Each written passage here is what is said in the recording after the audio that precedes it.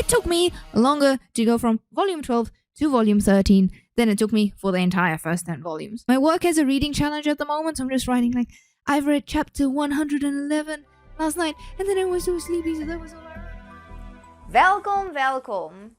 Just a little startup announcement. I will be going to Dreamhack in Melbourne this year. So, last year I went to PAX, really enjoyed it as a gaming convention, meeting so many different content created Instagrammers. Oh, it was just so good, and seeing all the different panels, trying different games, the indie side, oh, beautiful, the cosplays, everything was incredible. And so this year I thought, well, last year I was interested in Dreamhack, and this year Trash Taste will also be there, and that was the final thing that I needed to motivate me to get down there and go see the boys, support the boys, and then of course just have a great time supporting local streamers, artists and cosplayers. So really looking forward. That will be at the end of the month on that Anzac weekend. So make sure to come say hello and see what kind of content I make while I'm down there. Today's episode of the Geeky Speechy will be a little bit about some professional development that I recently did, all about writing and consolidating knowledge about learning. And then, because the first quarter of the year, bye-bye, I will be doing a little bit of a rundown of the kind of pop culture things that I've been enjoying the last quarter. It's been a really big start to the year in terms of work, and speech pathologists have this sort of a slow start of the year sometimes because of the way referrals work, and if you work with school kids, schools take a while to get like all ready and set up and everything. But then there's report season, and March just hits you really hard. So a little bit tired, but I am very enthusiastic because I even got to stream again over the Easter long weekend. So if you haven't checked out my stream, please go and check that out. I streamed in 2 parts because Australian internet decided halfway through, no more internet for you, bye-bye stream. It was very weird. But I got to unbox a bunch of things that I bought in Japan and just showed you my little trinkets and talked a little bit about the trip. So be sure to go check that out and follow me on Instagram. I'm also on Threads and on X as like Geeky Speechy and Mialotic. But the place that I post the most probably is Instagram, which cross-posts to Facebook as well. And don't forget to leave me a comment either here on YouTube or on the streaming audio platform that you follow me, whether that is on Podbean or Apple Podcasts. I'm so excited. We're finally on Apple Podcasts. I'm not quite sure about Spotify yet. I just want to make sure that the terms of service and everything works for us here at the Geeky Speechy. All right, enjoy! All right, time for some speech pathology information. So, the professional jacket is on and we are ready to get into it. So, today's fact is research has actually shown that the act of handwriting is directly correlated to academic achievement, which that may be something that you're like, well, yeah, because we write notes and that's how we learn. But a lot of studying about literacy is often directly done into reading, and a lot of funding goes towards literacy and phonemic awareness, but not as much in the art of writing. Like even in university, we learned about the writing rope and how anything from decoding to language interweaves, and that's how your ability to read becomes a reality for most children. Some children do struggle if they have specific learning disorder in the areas of dyslexia, dysgraphia. Dyscalculia is a bit different. That's a numbers thing. But yeah, so why writing? Well, I did this workshop because a lot of adults that I see for functional literacy, so they're about the 19 to 21 mark, they are now out of school. They've had reading difficulties all throughout their life, but now they want to get a job or they want to start like a vocational course or a TAFE course, depending on where you're from in the world. Go to Technicon. I'm not too sure what everyone calls it. Basically, it's not quite university, but you get like certificates and things. A lot of tradesmanships are often done at these places. Anyway, so they would like to learn how to read, or some of them just want to get their driver's license. We do a lot of, I guess, like refresher on things like decoding, like sounding out letters, making the sounds, and then putting them together. But I've been thinking, well, What about writing? We write emails, we write text, we write on social media. And a lot of my job there is also to make sure that they're up to date with the accessibility functions, whether that's accessibility on their iPhone or Samsung or any other kind of tablet or iPad, because speech to text and text to speech is, it's available and it's gotten quite good over the years. Even on Microsoft Office, if you have OneNote, you can paste in a lot of text and you can basically change the text to be more at the reading level of someone that's maybe in primary school. And it's not a simplifying it too much, it's just to make it in an easy read. Also very useful for people that have had a stroke or traumatic brain injury. What this has to do with things like gaming, though, is these young adults or children or teenagers, well, reading also impacts the type of media that they can partake in. A lot of people still make fun of anime is inferior if watching it in English dub, but guess what? Not everyone can read, or at least not to the degree of actually keeping up with the story. And that's also true for a lot of people with something like ADHD, sometimes struggle to concentrate on both the writing and the picture. But that's also true for, on the other side of the ADHD spectrum, where it's actually easier to have the subtitles there. So it's different for everyone. Basically, even though we use a lot of typing, writing, whether it's writing on a sticky note, it's still an important skill. It's an important coordination skill, fine motor skill. It's still useful, even though we type a lot. But I'm also thinking of writing as in expressive language. And writing as a tool is so important. So I wanted to see, well, in my job, whether that's with primary age school kids or adults wanting to, improve their writing skills, what is the research behind writing interventions? So I did a writing workshop, and I did that through Learning Difficulties Australia or LDA. They also have a lot of resources, anything from giving key research papers to response to intervention and giving information to parents and clinicians. So I did the 6-week workshop on a Tuesday, and I found it really useful to basically go back to a more simplified concept of using a physical action to consolidate information and helping that working memory, helping to put things into long-term memory. And I think that often, because we just get so much information thrown at us, that's something that we do struggle with, is retaining things in long-term memory. I'm sure you can tell me a lot about super obscure games that you might have played when you were a teenager or a child, because those were the only games available.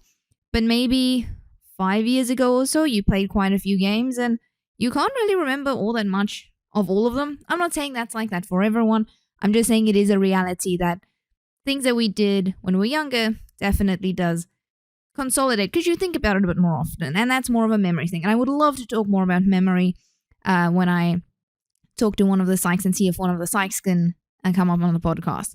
But yeah, so that was my little rundown of professional development. So I'm going to use a little bit of writing to consolidate reading skills and comprehension, and hopefully can also make some recommendations when psychologists do assessments for dyslexia, because I think that would be very helpful as well. So that was my little bit about reading and writing, and literacy is a space that I really enjoy working with. And it definitely poses the question where, when we were growing up, a lot of kids cite that, well, they were really motivated to read because they wanted to be able to play a Pokemon game. That's just one of the examples I can think of. Or Sims, or maybe like a JRPG or something. And I'm wondering, from that accessibility point of view, I love that Pokemon isn't voice acted. I really, really like that in the streaming world and Let's Play world, or even for yourself, you can put on these different voices for these different characters, or you can watch a walkthrough, and it's so much more entertaining than watching someone play a game where everyone's voice acted. Even though the voice actors are amazing, it just, I don't know, maybe it's a bit of a nostalgic thing. Is it nostalgic if it's 2016? I don't know. But I do wonder that, from an accessibility point of view, not having the option to have it be voice acted is really bad, because not everyone can read. And I know a lot of people can play Pokemon without reading, but there's a lot of reading in Pokemon. So yeah, so that's something that I do want to sort of keep in mind, and something that I'll be talking to some content creators at Dreamhack and sort of hearing their feelings, and hopefully also maybe running into some people that do have these difficulties and asking if this was a barrier for them with some gaming and what they've done to bridge that barrier. So yeah, so that'll be interesting when I see lots of different people at Dreamhack. I've also been doing more, rather than that text to speech, speech to text space, which is usually where I work when I think of assistive tech. I actually went to more of the iPad direction, where you have programs like Prolog Quote to Go, and the person needs to press on the button and it speaks for it. And I found, this was great. So I was setting up an iPad for a client, and you have to pick a voice. So I was like, okay, I can pick the voice with the client because this client is mostly non-speaking.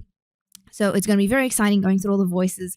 But there's an Apple add-on, and you can actually make it sound like a robot. And there's this like squeaky little voice and mousy voice. And there's all these really silly voices. And you're like, oh my goodness, can you imagine this kid, like this non-speaking or non-verbal, depending on which terminology they prefer, goes to school and they're like, hello, teacher. And it's just funny because of a lot of sort of like memes like within the autistic community as well, where in a very expressive way they'll say, you know, like, we are robots, stop calling us robots. And then you'll have like subverting the expectation, being like, we are not robots, please do it, not call us that. So yeah, I just thought that was funny. So that was my bit of humor for the week. I cackled so much. One of the psychs actually came into my office and be like, you can't be that tired, because everyone knows that when I get tired, I find everything hilarious. So moving on to the quarterly review. Outfit change. For those of you that are listening on audio only, like the outfit changes are not super interesting. It was literally just, this is the dress I'm wearing today. But also when I wear this dress to work, I usually have a little blazer jacket thing on to make it more professional. So that was really it. All right, Geek Space time. Now, can we also take a moment to appreciate that the first quarter of the year is done? Like not even just done. We are now truly into April. Like, we are now in that second quarter. So yes, time moving quickly. Summer wasn't the greatest for me. Well, for us, summer. For you guys, maybe it was winter. So yes, I'm super excited for it to be autumn, and for you guys up north, the springtime. So what have I been playing? I have not been able to play as many games because, as I said, work was quite busy. But I have been able to play more of Super Mario RPG with one of my friends, and he's quite busy with family stuff, so we haven't been able to play it as often. But that has been really good because I didn't really grow up with Mario. Mario wasn't a big part of my upbringing. So this is truly, other than Mario Kart and watching someone play Mario Odyssey, like one of my other friends, this is the first one that I'm getting to experience properly. So yeah, really excited to be playing Mario RPG. I really like the quirky dialogue, and I think they did a really great job remastering the music as well. I mean, the music was really fantastic. I've played a little bit of Chrono Trigger on the DS when I was on a flight to Brisbane, and that was just really nice. I didn't start a new save file or anything.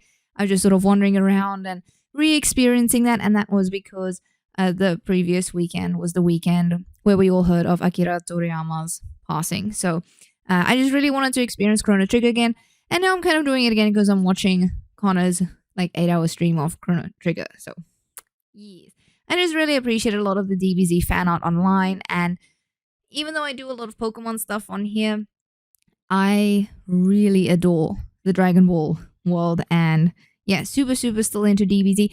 I will probably be cosplaying Android 21 again this year at Dreamhack. Other than that, I've been really wanting to start Mystery Dungeon, Explorers of the Sky. I have been searching everywhere for this game, but as I said, I was in Brisbane earlier in the year, and I actually got to pick up a copy of this game.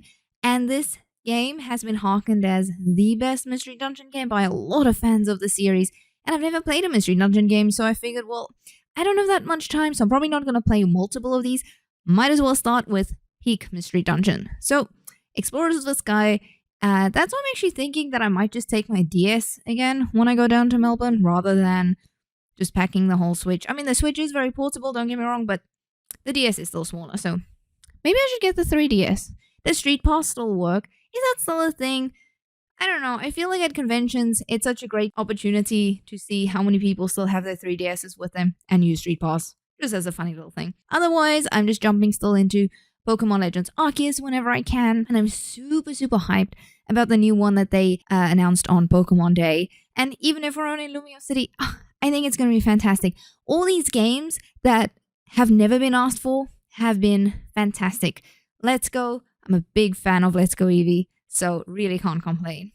Other than that, I've actually been playing mobile games, which is super rare for me. Like, yes, I still play a lot of Pokemon Go, but other than that, I don't play mobile games. It's not really my thing. I do enjoy Atelier, and Atelier, for their anniversary this year, they dropped Atelier Resliariana. And this game, okay, to be fair, I have played this game more on PC because it's cross-platform, like, I don't know, it syncs. Words. I have it on Steam, and I will do a task on Steam, and then when I go on my phone, it is also on my telephone. Anyway, so I've been really enjoying that, and that's been motivating me to get back into one of the other Atelier games that I still need to finish on my PC, which is so far my favorite one, which is Atelier Sophie 2. It's a slippery slope, so I went from playing Atelier, and I was like, what other mobile games are there out there? I didn't spend a whole day just downloading games on the Play Store. I didn't do that. Or on the App Store. It's all good. I didn't do that. Which, by the way, if you're super into a lot of like Square Enix games, the iPad has so many Square Enix games, so I don't know if all of them are great ports, but it really did beg the question of, I do see that if you're not really a Nintendo person, but you want portable gaming, but you also need something like a tablet, that the iPad really is making the Switch a bit redundant in that way. But that's another day's conversation. I kind of got burnt out on the hype for Skull and Bones. I was, like everyone else, so excited for Skull and Bones. I was on the alpha, you know, trying the game list, all the things. It was also when I did more of my hobby gaming content creating couple of years back. But I got into listening to sea shanties and metal music that's very piratey based. And then suddenly I got a message on Keymailer from Sea of Conquest, which is a mobile game that's available on the Play Store and the App Store, and like all the stores to play the game. And this was a bit odd. I wanted to use their code and everything, but I was busy that day and I couldn't get to. I can't remember what happened, but I just ended up downloading the game and then just playing like any other consumer would. And I really enjoyed it. Like, the art style was really pretty. It was sort of like sketch arty, and then had a lot of like old RPG sort of like, you know, dialogue. Pretty easy to handle the boats. It reminded me a bit of Spiritfarer in the way you changed your boat, but then similarly, it also reminded me of the Dead Man's Chest game on Game Boy Advance.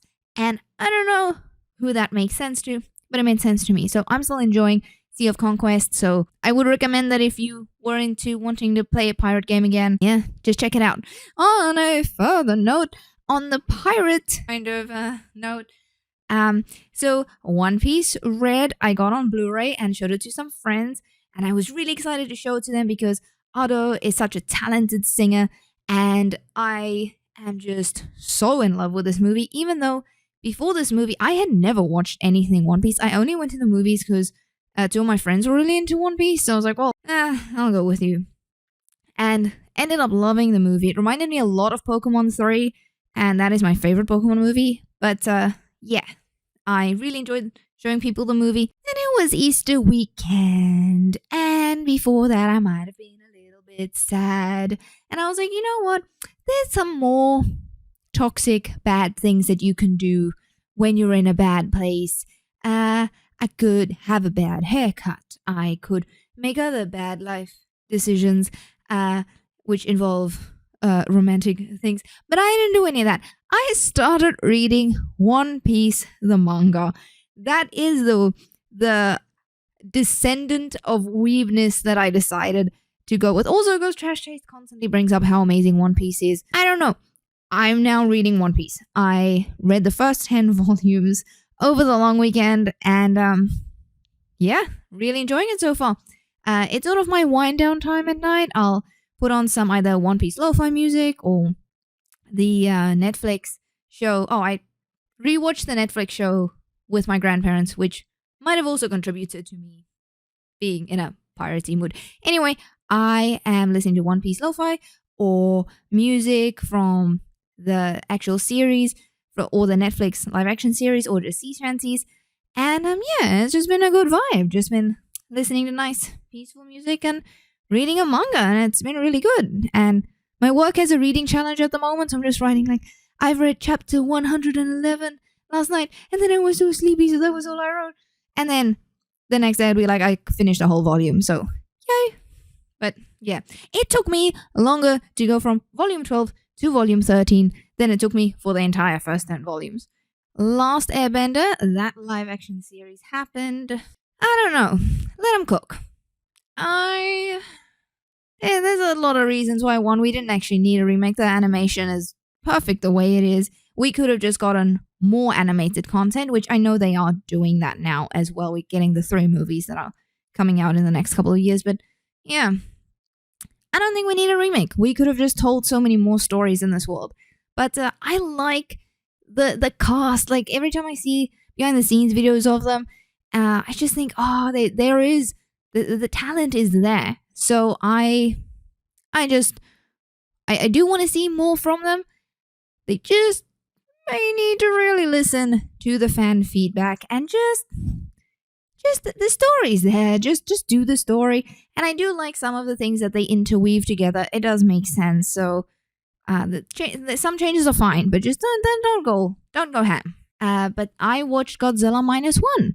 I'm not a big kaiju kind of Godzilla fan, but I watched this one and I was so mad that I liked this movie because I watched Shin Godzilla and I was like, yeah, it's fine. It's a movie, but this one I really enjoyed. So if you haven't watched it, give it a shot. It was really entertaining. Other than that, not much on the movie front. Maybe I'm forgetting a specific movie and then I do apologize, but I think that's about it in terms of the pop culture-y things. There's a few things happening obviously in May. We have lots of Star Wars things and Comic Book Day coming up soon. And yeah, I've just been listening to more Nintendo podcasts and I never really listened to Nintendo, which is the one who does beat 'em ups. But yeah, I've been enjoying the more Australian indie ones, so like Nintendovania, Blowing Cartridges. I feel like I'm missing one. I don't know, Qualbert, he was on some podcasts, and so I've just been listening to the episodes he's been on, which has introduced me to a lot of other podcasts, which have been great. And then, of course, so excited to see Trash Taste. Yeah, a quick content review. I have lots of videos now on Instagram from my Japan trip, and then also trying to do more personal life stuff, just like once a week, which is like animal things, walking, exercise, that kind of things. And then the rest of the time, bringing it back more into that kind of content sphere. I do anticipate probably doing a bit less cosplay this year, just because of scheduling, really wanting to put more time into the GlitchxCity podcast. So yeah, I do need to still clip up the stream and put out those shorts because I do want to stream. I want to stream again. I really enjoyed streaming the other day. I kind of fell out of love with Twitter long before it changed to X, but I am still on there both as the GlitchxCity and then just on my Mialotic channel. So, and I am occasionally using Threads as well. Starting to use that a bit more. I think it is a bit of an untapped community, especially in the artists, like lots of interesting artists I see pop up, and then also some smaller gaming creators, and yeah, just seeing, I don't know, some creativity coming out there that I haven't seen in a while. In terms of gaming, really excited to play For the King online with one of my friends. Not For the King online, like I would like to play For the King multiplayer with one of my friends. We've got a new Teenage Mutant Ninja Turtles game because I've been watching the 2004 The Best Turtles again with some of my friends on a Sunday. I'm not there tonight because I really needed to record this before leaving, but usually on a fortnight we would be watching TMNT, and we're up to season 2 now. I still look on the eShop every second week, sometimes every week, so I am aware of some of the games coming out, so please let me know what you've been playing, what are you looking forward to. Yeah, always happy for recommendations, and video game music, because I listen to video game music a lot and work when I write reports, and that would super appreciate that. I have a lot of anime I can talk about because I've been watching anime like every week with one of my friends, but I think that is just too much to give an opinion on each. I do have a list that we're going back to some 2000s classics. Well, I don't know if this is a classic, but we watched Chobits. We're not quite finished with Chobits yet. We recently started watching Odd Taxi, which is intriguing. Freerun, I started watching and I am enjoying it. We just haven't watched a lot of that, and that's with a different friend. So I have a Freerun friend and then the other anime friend. Yeah, so I showed him Hellsing because he'd never seen Hellsing before because, the art direction is so good. And the other night, just thinking about all these anime, I'm like, I'm going to make an anime list. And I don't have a reason not to do like my anime list, but I just thought, yes, I would like an anime list because it's a bit different. Started watching Apothecary Diaries at the Anime Club, as well as Mashal, Muscles, Monsters. That's been good. And then I have also been watching Akiba Maid Wars. We just started Girls Last Tour. Well, we watch a little bit of Solo Leveling at Anime Club as well. But yeah, that is all that for this week. Hope to see you all at the convention. Definitely say hi. If you do, I'll be trying to do either an IG live, I haven't done one of those, or going live on Shorts, or just at the end of the day, kind of doing like what the day was, what the highlights were, what I really liked seeing in Artist Alley, what cosplays I saw, and that'll be good. So hope to see you guys there, and otherwise, please subscribe on this channel for these episodes, and also have a look at my backlog of content, and have a look at Apple Podcasts, and it would really, really help if you can send this podcast either to a relevant group, if you're part of like a geeky therapy group or something, or clinicians or education or something, just so we can kind of like get the podcast out there a little bit more, or just to one of your friends, if you've come to enjoy it now. So until next time, have a beautiful rest of your week, and see you then. Bye. Heyo! I already did the outro, but I kind of like at the end doing it on the comfy Snorlax, so I thought that you just sit here and be like, dankie dat julle die podcast na geluister het vandag, en moenie vergeet om van my ander goed te kyk nie. So yeah, that's what you get for the outro today. Bye.